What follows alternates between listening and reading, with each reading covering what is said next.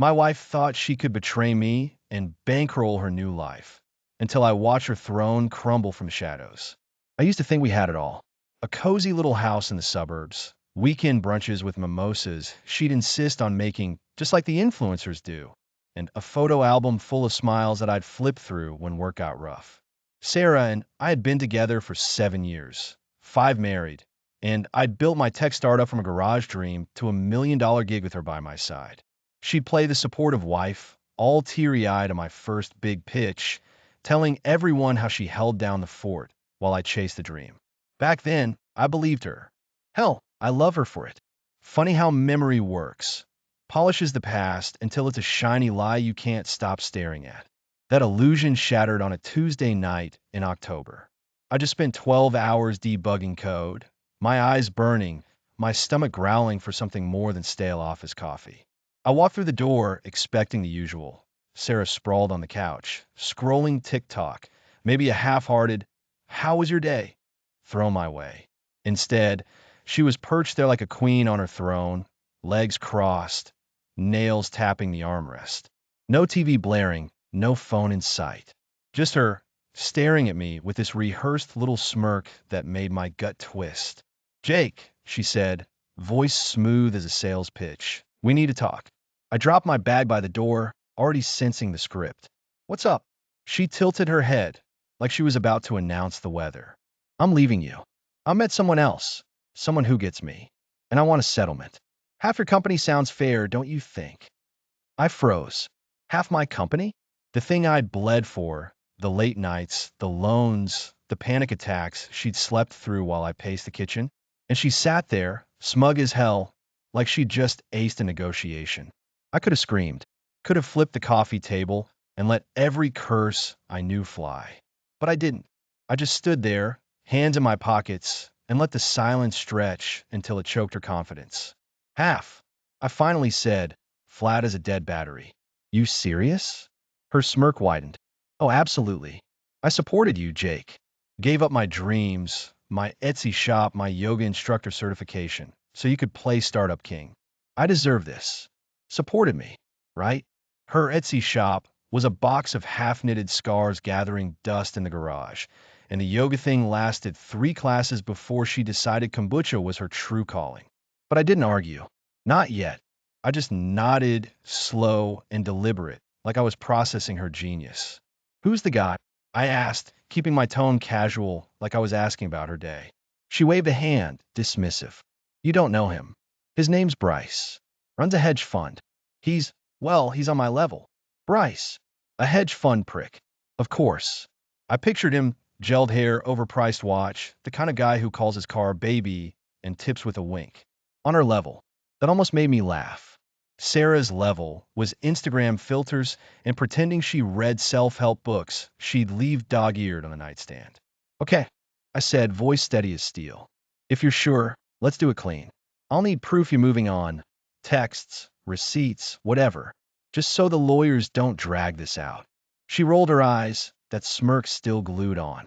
"God, Jake, you're so paranoid." "Fine, whatever. I'll send you screenshots if it makes you sleep better." And that was that. She thought she'd won. Thought I was some broken puppy she could kick on her way out the door with half my life in her purse. She had no idea I'd just started playing. The mediation was a circus. Sarah showed up in a designer blazer, probably Bryce's credit card flexing, flanked by a lawyer who looked like he charged by the syllable. Me? I had Tom, a scrappy guy I found online who smelled like cheap cigars but knew his stuff. I handed him everything. Bank statements proving I'd funded 90% of our life, screenshots of her gushing to Bryce about his private jet vibes, even a photo of them at some swanky rooftop bar she'd posted to her private story, forgetting I still had access. Solid proof she'd checked out long before she dropped the bomb. Didn't matter. Her lawyer spun a sob story. Sarah, the devoted wife, sacrificing her potential for my obsession with the company. Potential. That word got a snort out of me, but I kept my face blank. The arbitrator, a tired woman with glasses perched on her nose, barely glanced at my evidence. "Emotional contributions count," she said, like Sarah's burnt casseroles and passive-aggressive texts were worth $1 million. Final ruling. Sarah got a $500,000 payout, plus monthly support until she rebuilt her life. She walked out with that same smirk, tossing a "See ya, Jake" over her shoulder like I was a fired intern. Tom clapped me on the back. "Sorry, man. System's rigged." I shrugged. "It's fine. She thinks she's untouchable. That's her mistake." He raised an eyebrow, but didn't push. Good. I wasn't in the mood to explain that revenge isn't a tantrum. It's a slow burn, a chess game where the pawns don't see the checkmate coming. Sarah's weakness wasn't hard to spot. She'd built her whole identity on being the golden girl of our town's charity scene. Ran the annual gala for homeless kids, posted teary selfies with every donation check, had a framed Volunteer of the Year plaque sheet hung in our living room like a trophy. Everyone loved her. Local papers called her a beacon of hope, and she'd soak it up, batting her lashes at every compliment. That was her throne, and I was about to set it on fire. I started small, dug through old emails, found a thread where she'd bragged to a friend about borrowing gala funds for a spa weekend. "They'll never notice, it's for a good cause, me." Then I hit the jackpot. Her laptop still synced to our shared cloud because she never bothered to log out. A folder labeled taxes had PDFs of fake receipts, thousands skimmed over 2 years, funneled into her PayPal under consulting fees. She'd even texted Bryce about it. "Hello, these suckers think I'm Mother Teresa.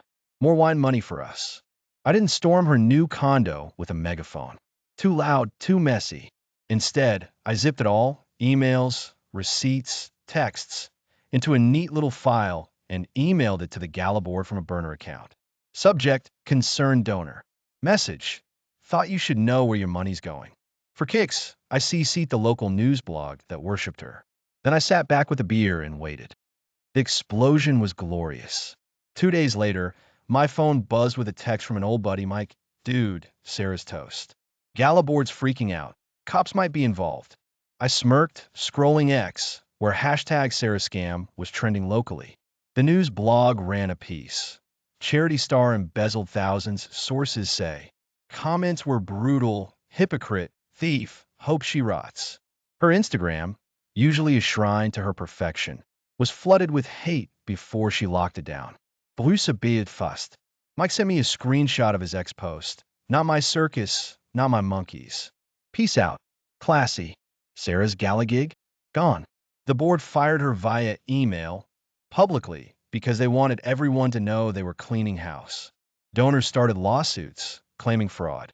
Her beacon of hope crown was ash, and I hadn't lifted a finger she could trace. She lasted a week before the cracks showed.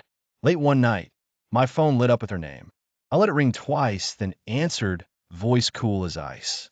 "What? Jake?" Her voice was a mess, shaky raw. "Everything's falling apart. The gala, Bryce, my friends, they all hate me. I don't know what to do." I leaned back in my chair, swirling my drink. "Sounds rough. How's that payout treating you?"